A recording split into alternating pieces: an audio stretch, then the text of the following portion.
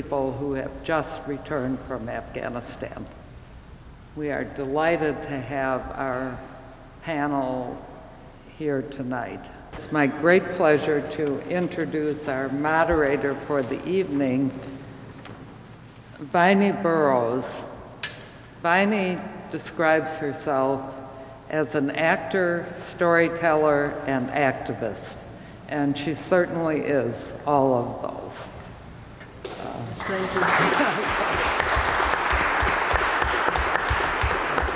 Thank you very much, Mary Geisman, and we also want to thank the organizers for this very important, and you will find it to be a most illuminating and informative session. I am grateful to Joan Weil, who, when she called me on Wednesday to say, would I moderate, and I asked her to please send me some background material, she did, and my eyes were open and my heart was overwhelmed. I read what one 14-year-old Afghani boy wrote. "Why did you kill my father? You didn't even know him. How much does it cost to make a gun?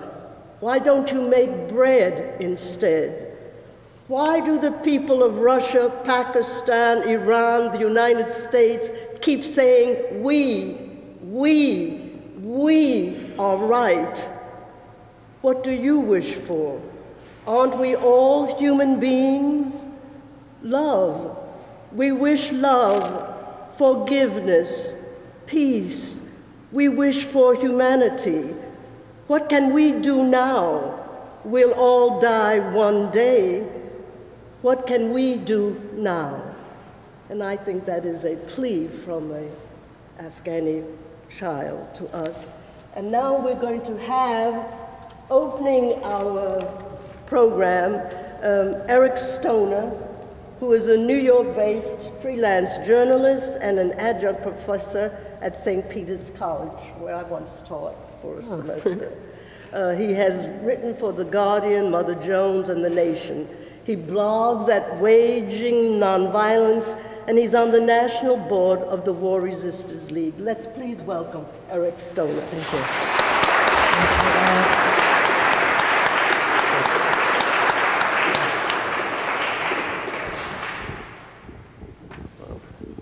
Well, thank you all for coming out tonight, especially in the snow.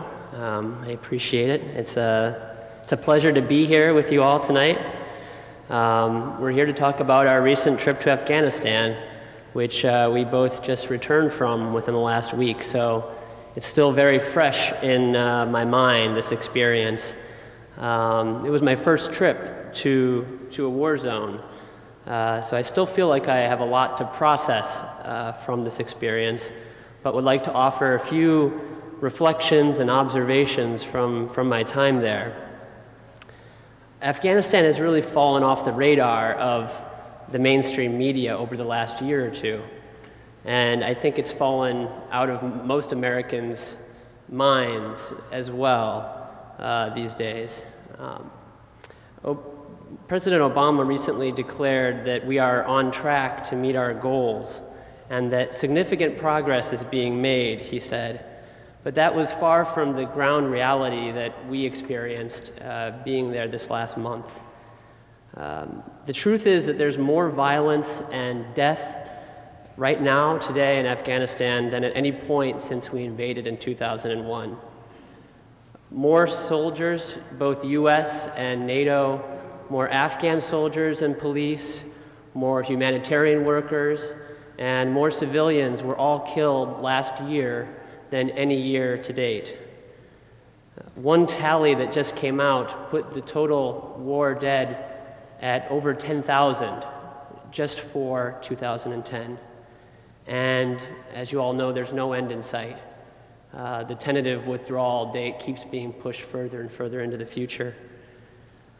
Amazingly, even the military officials now are saying that it's likely only to get worse in this coming year. While we often focus in the peace movement on how many people have been killed, trying to grasp those numbers, either soldiers or civilians, to gauge the cost of the war, Being in Afghanistan made me realize that that's actually can be a limiting way of trying to really understand the human toll of the conflict. War has impacted Afghan society and its people in so many other ways, many of which are far more widespread and devastating than just trying to do the agonizing count of how many people have lost their lives from the direct violence. So I'd like to share just a few of these more overlooked aspects of the war that I was made aware of during this trip. The first thing that really struck me, and I think probably strikes anyone when they go to Kabul, is the quality of the air. It has a really distinctive smell. It's a unique mix of dust and smog and burning wood or trash. And there's literally a dust cloud that engulfs the city all the time. When you drive around, it's literally like you're constantly in fog or a haze that just never disappears. Last month, the Afghan government actually came out and announced that 3,000 people die in the city alone every year just from the pollution, which makes it a far bigger killer than the Taliban. But how many of us have ever heard that or think about that when we think of Afghanistan? I was told by one Afghan expat that it wasn't always that way. That before the Civil War broke out in the early 90s, when parts of the city were completely leveled by different warlords that the U.S. had supported and armed before, during, and after the Soviet occupation, that the city was actually clean and green and that there were parks and trees, which is really hard to believe when you see the state of disrepair that the city has fallen into over the last decade. And it's really, the whole city is just a shade, like a monotonous shade of brown. There's very little color, which is difficult. After 10 years and they say close to $20 billion in reconstruction aid for the country, it's very difficult to see where the money has gone. Many roads are still not paved, which contributes to the pollution because cars are then kicking up all this dust into the air.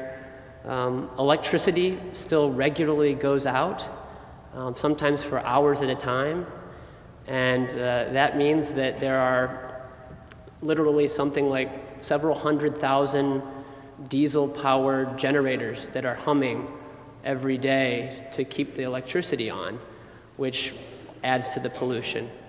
And you still don't have a sewer system for a city that has now a population of more than 5 million people. So driving around, seeing piles of old, rotting trash on the side of the road is a very regular occurrence. And taking all this in really reminded me that war destroys not only people, but it actually poisons the earth, and it poisons the air that we breathe and the water that we drink as well. While money never materialized, like I said, to rebuild the infrastructure of Kabul that has been overwhelmed by returning refugees from Pakistan since the U.S. invasion and from a new flood of refugees caused by the U.S. invasion, money was found to basically turn the city into an open-air prison. There are men on virtually every block with AK-47s. I've never seen anything like this before. There are concrete blast walls and sandbags and razor wire everywhere. We were regularly patted down and frisked wherever we went for weapons. So it really was a feeling like you were almost in a prison, that this whole city had been turned into a prison. And you know, despite all these efforts to create security, you still got the sense that the Taliban could strike whenever they wanted. And that the security that we sensed was really just an illusion. Unfortunately, we saw how true this was while we were there when there was a suicide attack in Kabul that killed 5 Afghan army officers in the worst attack in the city since May. So you did get the sense that it was very, very tentative, very superficial, this veneer of security. Afghanistan is also plagued by poverty and unemployment.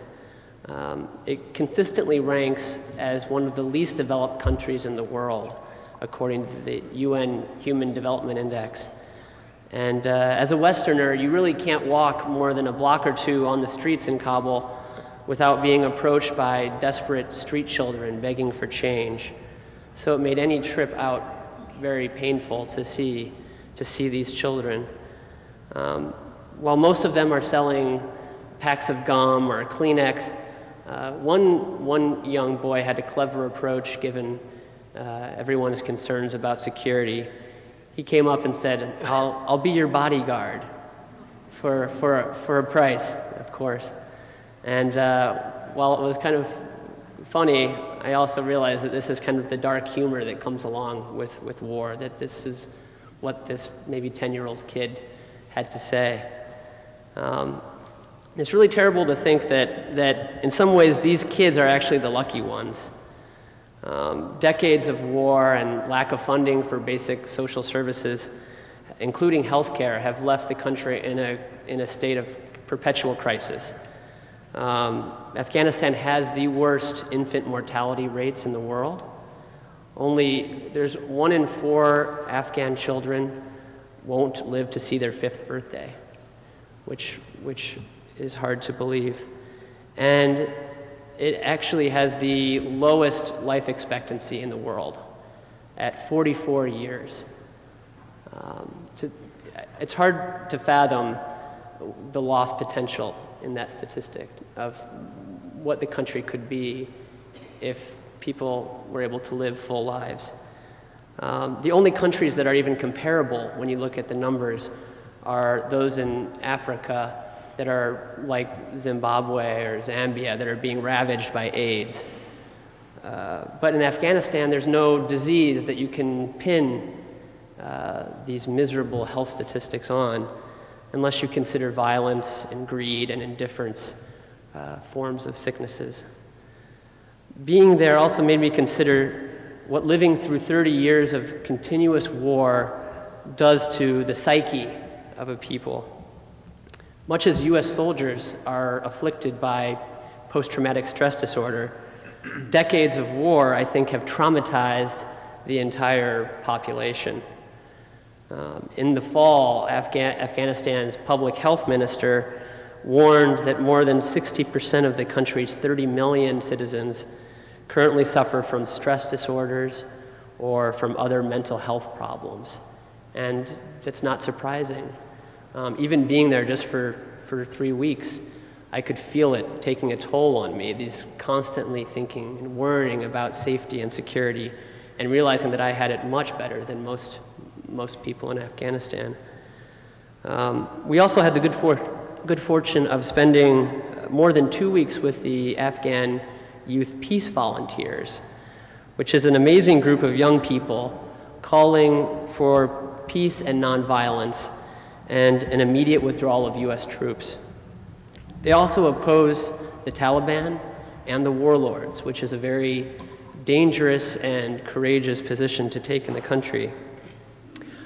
Hakim is the group's mentor, and he is actually a medical doctor from Singapore who's been living in the country for the last 6 years and is really one of the most incredible peacemakers that I have ever met. In conversation, he told me of one other psychological cost that he's observed having lived there.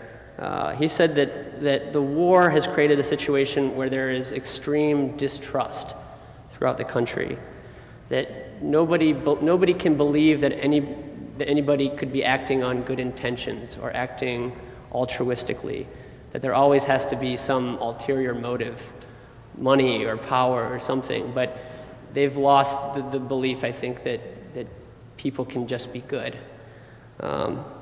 And that the continuous war has really broken down bonds between people, which makes working for peace very hard because everyone is suspicious of this group, that there must be something else at play. There must be some other motive. In talking to some of these inspirational youngsters that are part of this group, over lunch one day, they also told me that some of them at times feel hopeless about the future, which really broke my heart. To hear a 15-year-old kid or a 13-year-old kid say that they don't have any hope is something you should never have to hear. But this loss of trust and loss of hope in the future are hidden costs of the war that we don't ever think of and we can't measure. The ongoing U.S. offensive right now in the South and in the East has also led to a surge in the number of internally displaced people throughout the country. According to the UN, there are now at least 319,000 internally displaced people in Afghanistan.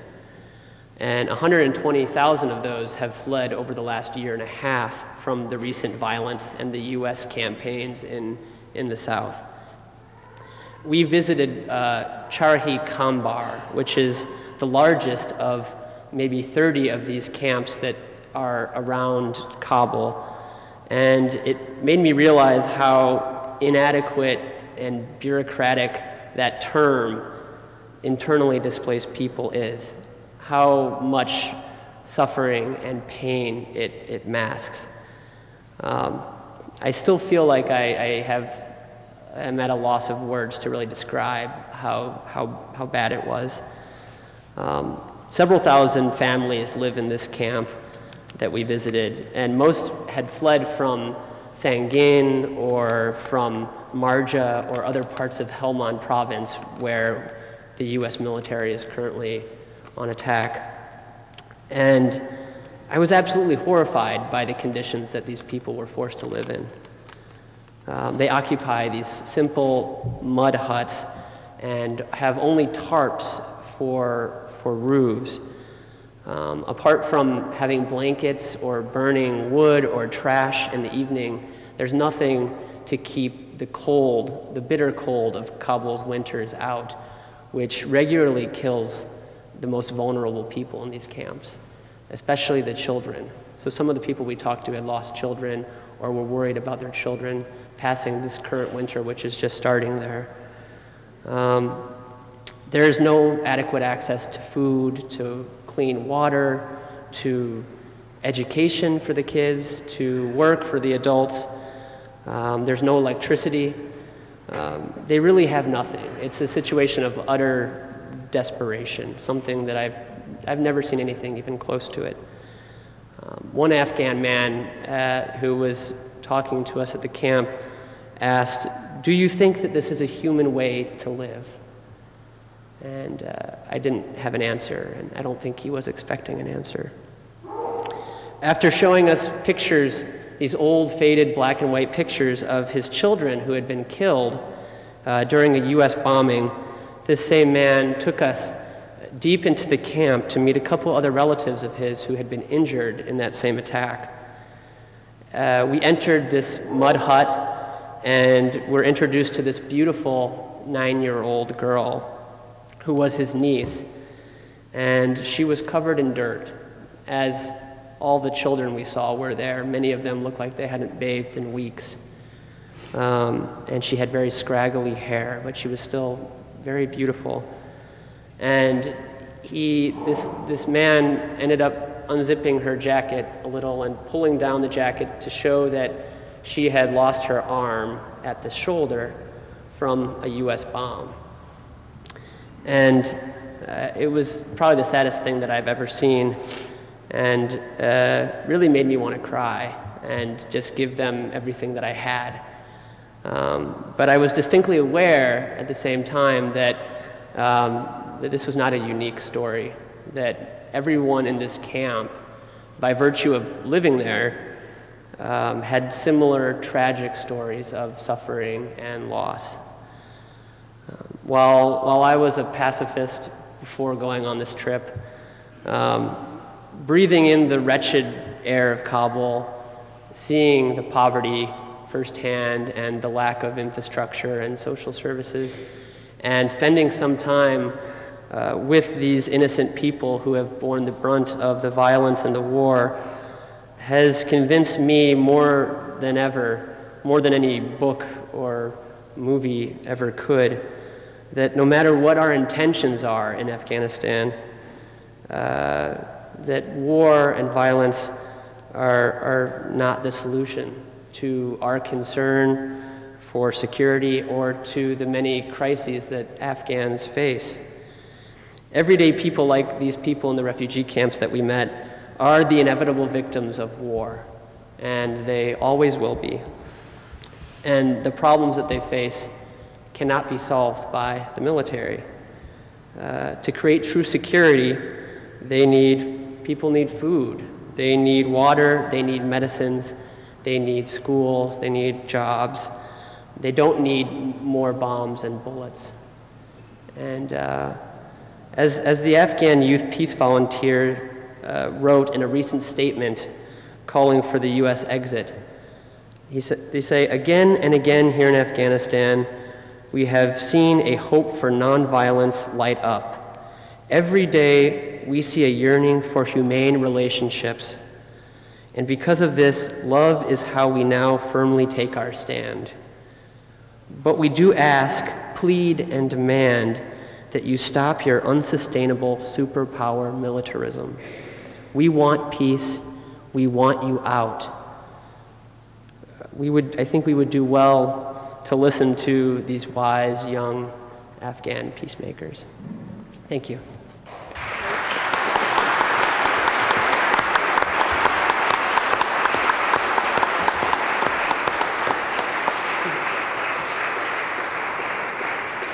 The grim reality of the life of the people in Afghanistan. I was particularly struck by the refugee camp outside of Kabul.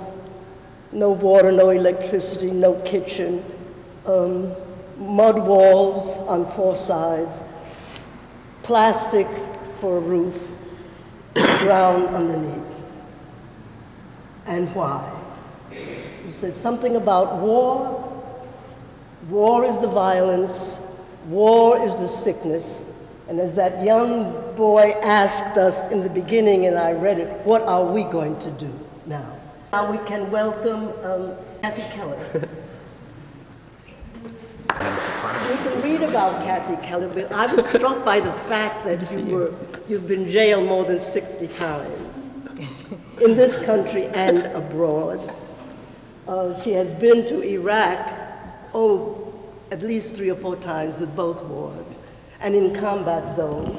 Kathy Keller is also very concerned about the condition of prisoners in our country, as she's concerned also about those who are imprisoned in other places. Thank you very much, and let us welcome Kathy Keller. Thank you.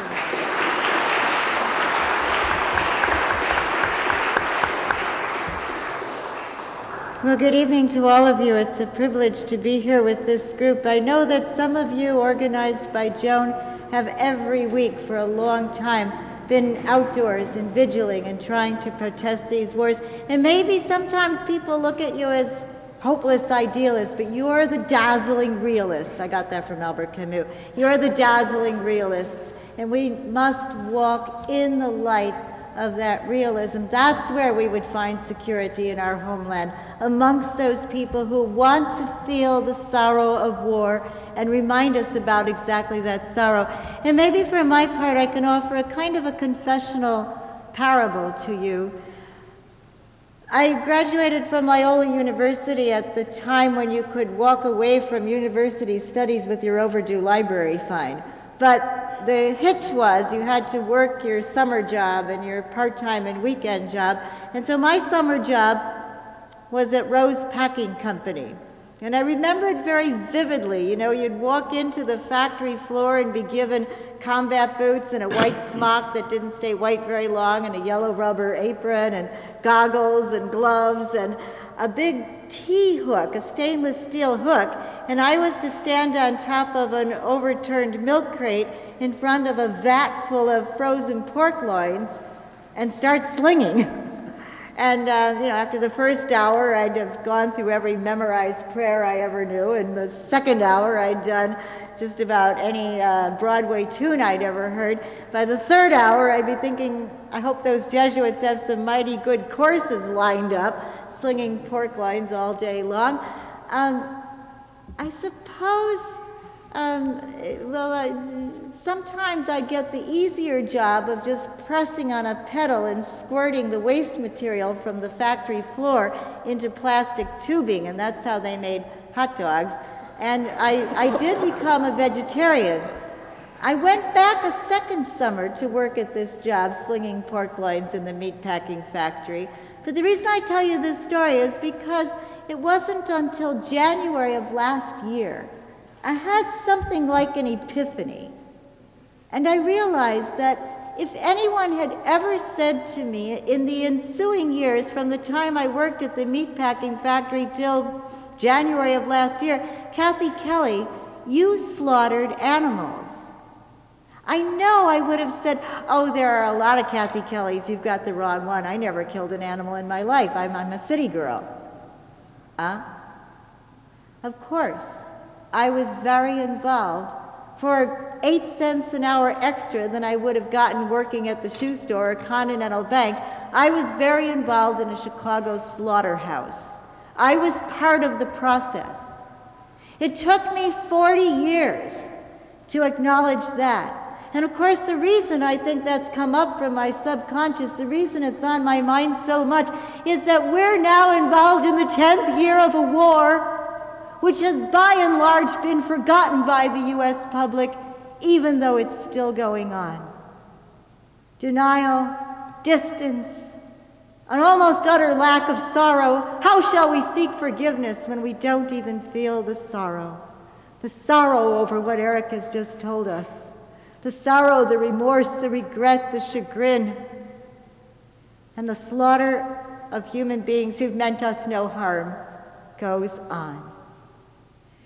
And so we were so privileged to meet with the Afghan Youth Peace Volunteers, with youngsters who, when they heard that Colonel Ann Wright from the U.S. Army, a retired U.S. diplomat, and Mike Ferner, the national president of Veterans for Peace, and Eric Stoner, who is a young peace activist who has his own blog on waging nonviolence, and these other voices for creative nonviolence characters were coming, they decided that they were going to make the best of that time that we had together. I was exhausted.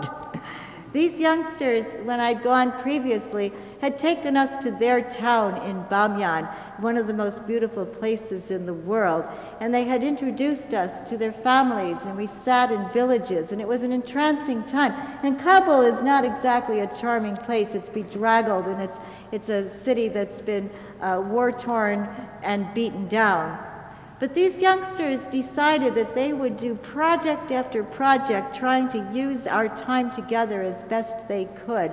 And so they decided that even though they could see that the December review that the Obama administration had mandated was going to be a cover-up, a smokescreen, if you will. Even the generals were saying, well, there's not going to be any policy change. This will just be a diagnostic. It's almost as though, you know, you diagnose the problem, maybe, but you already know that you're not going to try to approach a solution. You're just going to keep what's been going on, and has not even, according to Obama's own intelligence agencies, 2 intelligence agencies concluded that there is no success in terms of a military campaign against the Taliban. And yet President Obama went before the US public to reassure a vastly sleeping public that success is happening, that significant progress is being made. And never at any point was there any mention in the Obama December review of any of the conditions that entrap these youngsters and affect their daily life. We're talking about a country where 850 children die every single day. And the United States is spending $1 million per soldier per year. A district governor in Afghanistan earns $70 a month. And presumably the district governor speaks the language, has some grip on some of the problems, has some awareness of where things might go if they were to head in a better direction. But we spend $1 million to keep one United States soldier in Afghanistan for a year. And every morning, 7,000 trucks set forth. Pakistanis and Afghans take their lives in their hands to drive those trucks and bring supplies, bring food, bring water, potable water, bring materials to the United States troops who are so comparatively, comfortably situated. And the situation of the Charahi Kambar camp that Eric described was one which is immediately across the road from one of these camps where there's a 1.5 mile fencing that's made of the best kind of material, and on the other side of that fence you have an ammunition set up and you have a camp set up where the United States troops are relatively very, very well cared for. Well, the Afghan Youth Peace Volunteers, when they're not with people like us in Kabul, live a very demanding life in Bamyan. Abdul Ali gets up at 2 o'clock in the morning to get on his donkey and ride for 6 hours to a mountainside where he can collect twigs and scrub brush and load it on the donkey and bring it back home so that there will be some source of fuel for his family for the day and for the continuing harsh winter. And Abdullah, 6 o'clock every morning, will be out collecting water, again on the donkey, and bringing it back for distribution to his family and other families in the village. And these youngsters have begun to learn English quite well. You know, I've certainly had my time of it trying to learn a foreign language, and it's not easy. And they want to study, but they only get 2 hours of electricity per day, often after midnight. And so they can't stay up at night and study very effectively. And the only food available through these harsh winter months in their village is bread and potatoes. And so you get the harsh and the horrible statistics. 850 children dying every single day from malnourishment, from gastrointestinal diseases, from curable diseases like respiratory infections. Hunger and anger. A Pakistani journalist wrote that they're like 2 live wires, and when they touch, hunger and anger, you can expect an incandescent flash, and maybe it's not controllable. And I did have some experience of that intense anger. A youngster at the Bamyan University said to me, "Do Americans care more about noses than fingers?" And this was in October of this year in a previous trip that I'd taken to Afghanistan. And I looked kind of blankly. I didn't know what he was talking about. And I checked to see if my companions were in any better shape, and they didn't know either. And then I got back to Mary House Catholic Worker, and I was reading the New York Times, and all of a sudden it dawned on me what he meant. You see, he had held up a picture of the young woman whose nose was mutilated, that ghastly situation of a young woman who was in a family where the men punished her by mutilating her face. And that was a hideous thing to do. No one would argue that. But what most Americans didn't know was that a Stryker brigade based in Washington State was going up before a trial because they had gone on a 3-month killing spree. And the staff sergeant in this brigade was accused, even by others within his platoon, of being somebody who would encourage ways to get around the rules of war, the rule of law amongst the military, that he knew ways to kill civilians and you wouldn't necessarily get caught. And he not only did that, he cut off the fingers of his victims and he saved them as war trophies. And that's why the university student had asked me with white-hot anger, do Americans care more about noses than fingers? It's a crude question. Hunger and anger combined. And I was in a situation where a survivor of a drone bombing asked me, do people in your country know? Are they aware of these drones that fly overhead and aim hellfire missiles at our villages and send bodies across vast distances until they break? And I said, well, yes, people are beginning to realize on the university campuses. And he said, no, he was a journalist. He said, what I mean is, do average, ordinary people know? And I said, well, actually, no, most people aren't aware. And then he asked me, where is your democracy? And then his friend said to me, it's a real problem here, the hatred that people in our land are beginning to feel toward Americans. It's a real problem, and they were concerned for us, for our security. The realities that people are facing, I think it's helpful at times as we try to get a grip on why does this war continue, to take a look at the maps, and Jessel so kindly offered to help me on the screen there. There are several maps, and the first one is kind of greenish, am I right? Okay. There are 33 provinces in Afghanistan today, which, according to statistics, have shadow governance that is controlled by the Taliban.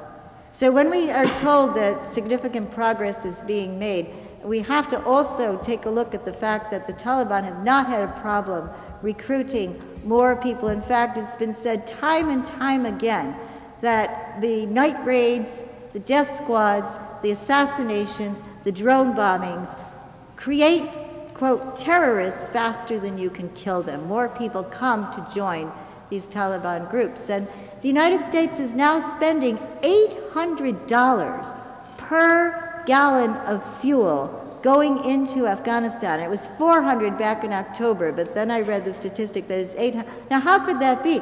Well, the planes dropped down in Karachi, which you can see on the southern coast of Pakistan on the map. But then drivers, these 7,000 drivers I mentioned, have to bring the supplies up along the Durand line, go inside of Pakistan, and go along roads that are controlled by the warlords, controlled by the Taliban quite often. And the United States is paying thousands of dollars per truck to bring these resources to the U.S. bases. So your tax dollars are being used to pay the very Taliban that we're fighting against. And that's part of why it costs $1 million per soldier per year. Jessel, if you could just go on to the next map. It's about, and what you'll see is a map that has on the, let me see, the right-hand side, the real map of borders. And you'll note that there's a border that's shared between Pakistan and Iran. You'll note that in the real map, Pakistan has a border with China. But a CIA analyst named Ralph Peters designed this map, which I'd happened to see in the New York Times, and I noticed when I was in Pakistan that almost every affluent, well-educated, English-speaking person I met with was familiar with this map. They know about this map, and this is a think tank's dream of what might become in the future of greater support for the United States national interest. Not my interest, I don't think your interest, but the idea would be an independent Baluchistan would cut away from Pakistan. There would be a revolt, a rebellion, and actually there have been many suggestions of revolution within Baluchistan, but the advantage to the United States would be that then you'd cut off the border between Pakistan and Iran, and you'd further fragment the one Muslim country that possesses the nuclear bomb. And then notice that in this imaginary map, Afghanistan sort of arcs over Pakistan on the opposite map, the one that's being imagined, so that the border between China and Pakistan is also cut off. And people that we spoke with said, yes, we think this is what the United States may be trying to accomplish. Geopolitically, if the United States can have bases all over Afghanistan and networks connecting those 400 bases that already exist now, just speaking of US bases, then there's the possibility that the United States can squeeze Iran, squeeze Russia, and if in fact we are in a Cold War with China, nobody wants to say it because we're so economically interdependent with China, but the United States in Central Asia can control the resources if it's got a huge military presence. Resources that China, that close neighbor, would presumably want to have access to. So if we look at the next map, it's sometimes called Pipelineistan.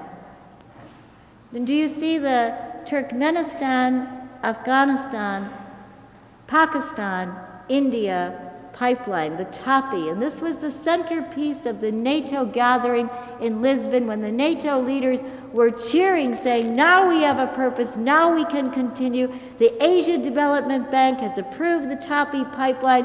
It's going to start in 2014. And when are the generals telling us now that the troops will possibly begin to go? Oh, 2014.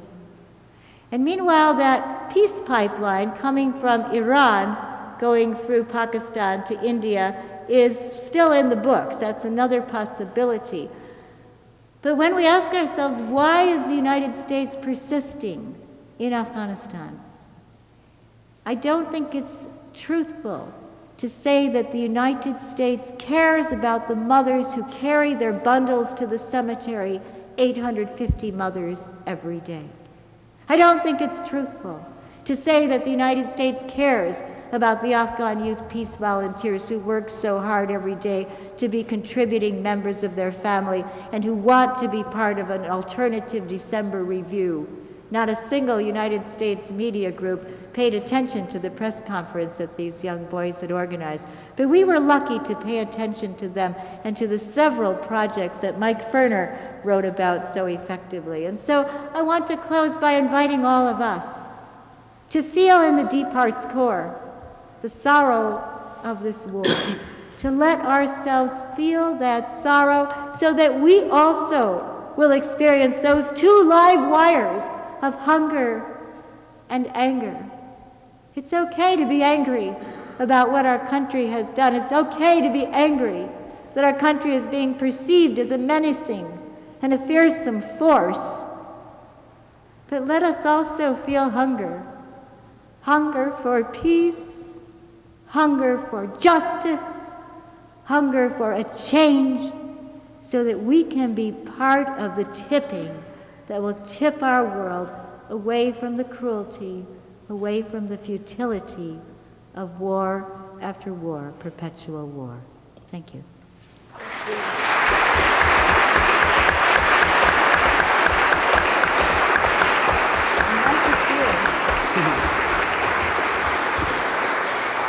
Thank you, Kathy Kelly, for your impassioned remarks.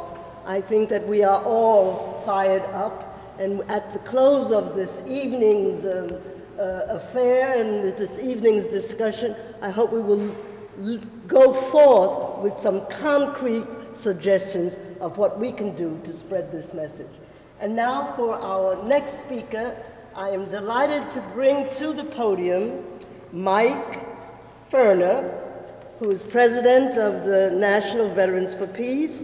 He was also on the City Council of Toledo, Ohio, and and ran for mayor with a very considerable, although you didn't win, you had a considerable 672 votes, but who's counting?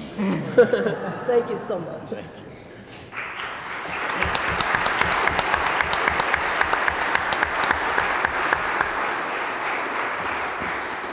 Well, thank you very much for the invitation to be here, and for those of you who worked so hard to put this together. I'm sure there are a lot of people here tonight who know that these kinds of programs don't just organize themselves, and it does take work, so thank you. I missed my flight from Kabul on Wednesday, which I was planning on taking so that I would get here yesterday.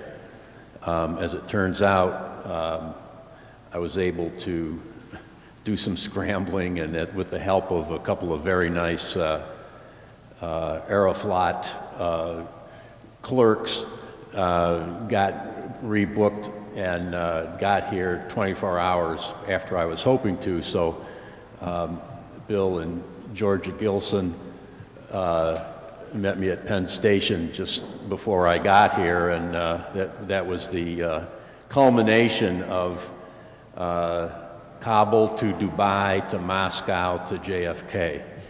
So I'm going to be brief, and and I figure if I stand up here and don't drool on myself, that would be a successful talk. So Eric did a very good job of describing some of the objective conditions, and Kathy, as usual, has the eloquence and the passion of any of our famous organizers in our past, and it's always a pleasure to be able to listen to her. What I wanted to say, just a couple of comments, a couple of observations. You know, Eric said that the conditions that he described were the worst, that he'd never seen anything like it. And I took a trip to Central America with Veterans for Peace in 1987. And as you remember, that was when the Contra War against Nicaragua was going full steam, and the great Ronald Reagan was keeping that war going, and we were up to all sorts of mischief and evil in a couple of other countries in Central America.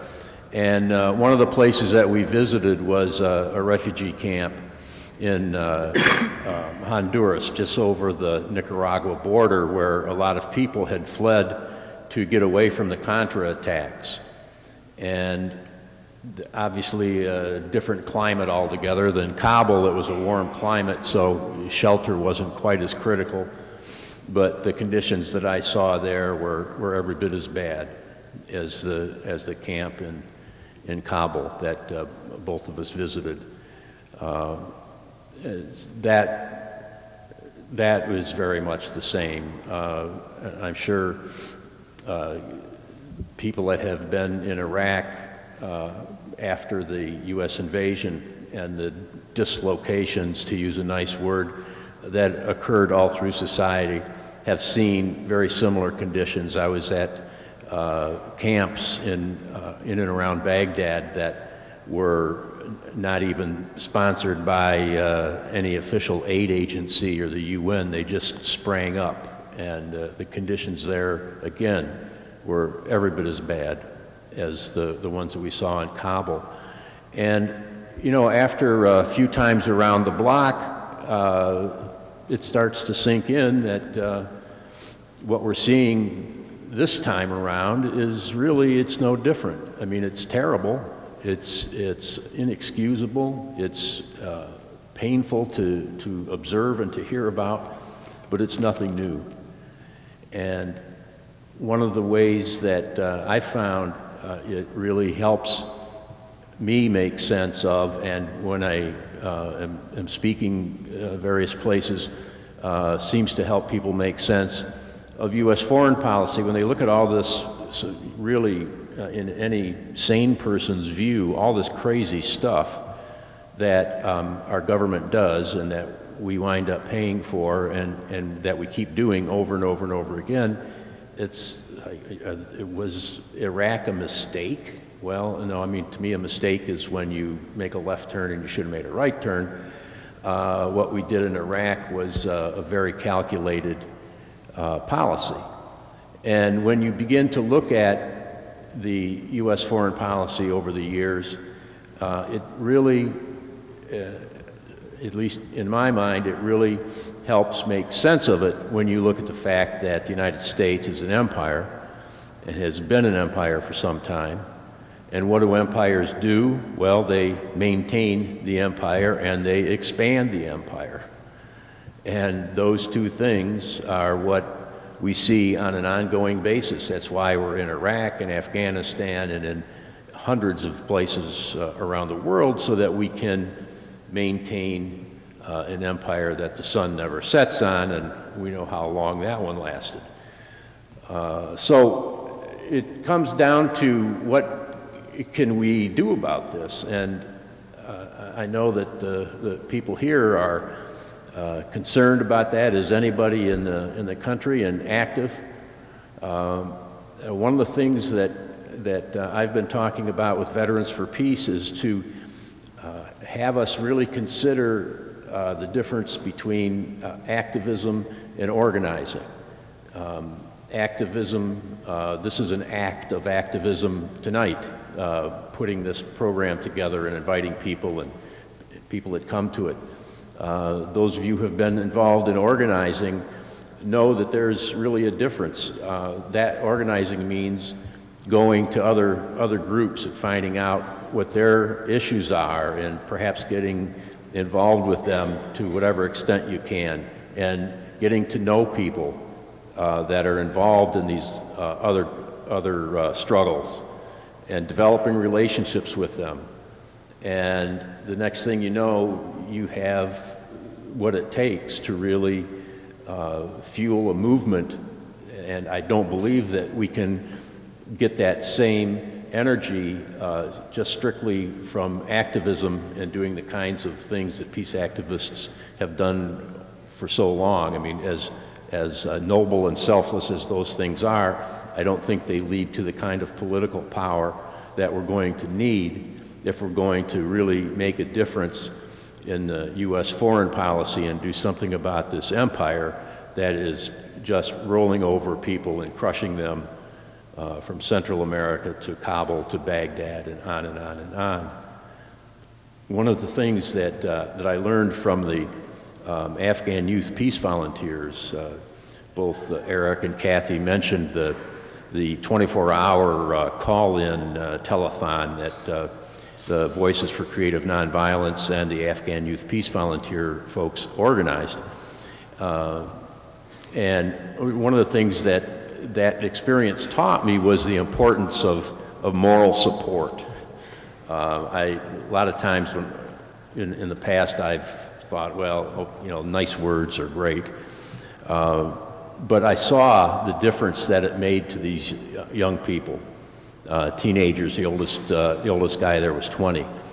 And when they got phone calls and emails from literally from around the world, and people recognized what they were doing and congratulated them on the courage and the work that they were doing, it made a difference. And I began to realize that not only was this an exercise in moral support that was very important to these young people, but that we were in a very real way beginning to form a support group for these young men in Bamyan in case the very real possibility that who knows who, people in the Afghan government or warlords or whoever they've been speaking out against, decide that they've had quite enough from these guys.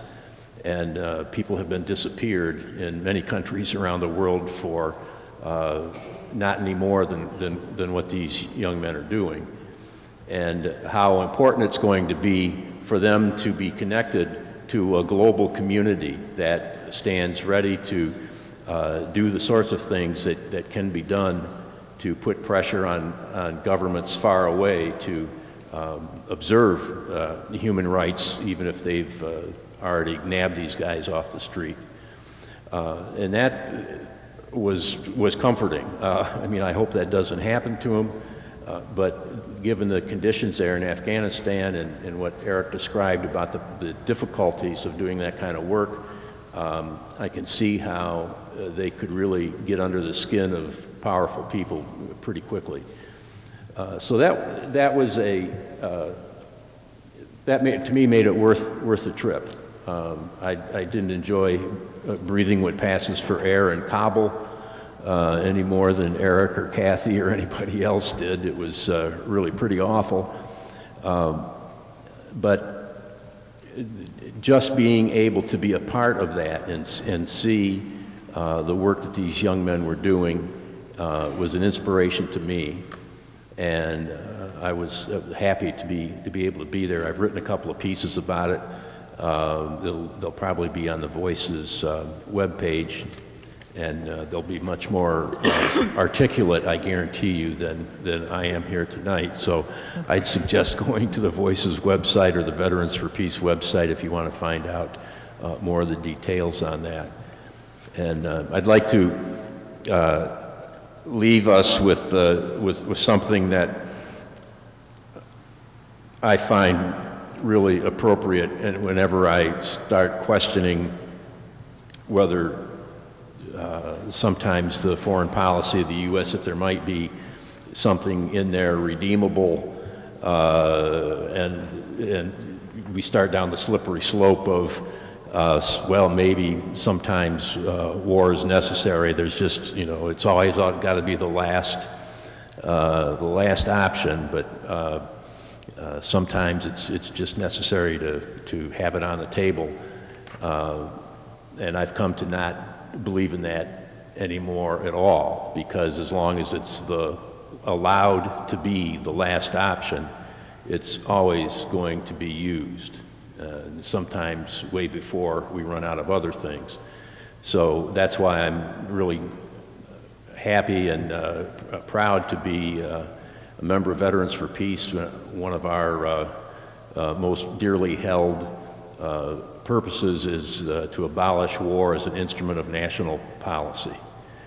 And I'm reminded of what Jeanette Rankin, a brave woman who voted against not just entry into World War I, but entry into World War II as well, in the U.S. House from Montana. And she said, you can no more win a war than you can win an earthquake. And if that doesn't sum up exactly what you get with a war, completely unintended consequences that are completely out of control. And the best thing we can do is to practice preventive medicine in the case of conflicts and not get into them in the first place. So I'm, again, very glad to have been invited to go to Afghanistan.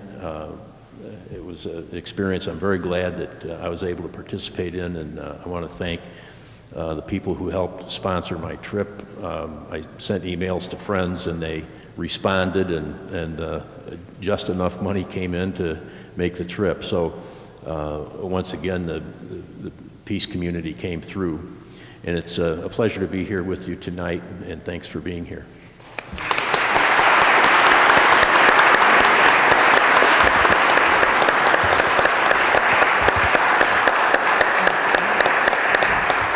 And thank you, Mike Ferner, for giving us that other side of the picture in terms of what we can do in terms of United States foreign policy.